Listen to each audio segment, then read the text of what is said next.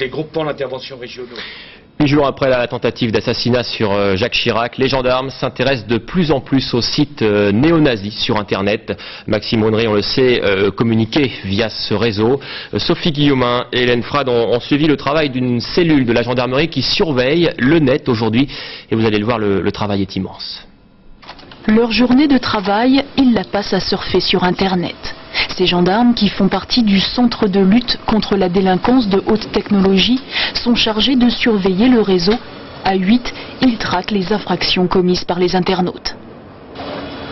Nos recherches portent principalement sur tout ce qui touche aux escroqueries par carte bancaire, aux contrefaçons de logiciels commerciaux, à la pédocriminalité et aussi à la diffusion, à la propagande de messages révisionnistes ou xénophobes.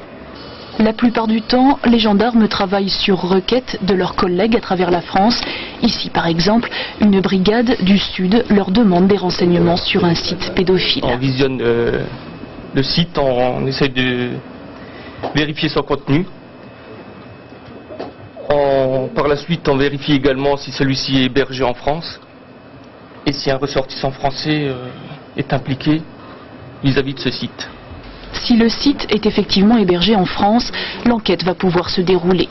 Si ce n'est pas le cas, il faudra alerter Interpol et là les choses se compliquent car certains pays refusent de collaborer.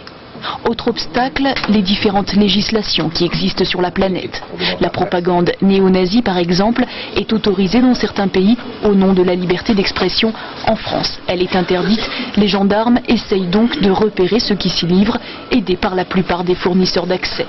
Chez Tiscali, par exemple, salariés et bénévoles observent à la loupe les pages personnelles des internautes.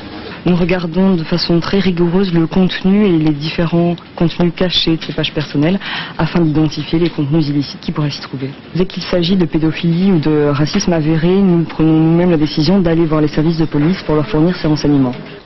Pour tester l'efficacité de ces contrôles, nous avons passé ce matin cette annonce provocatrice. 2 heures après, elle était toujours là, preuve qu'avec des millions d'informations qui s'échangent chaque jour, le net est décidément bien difficile à contrôler.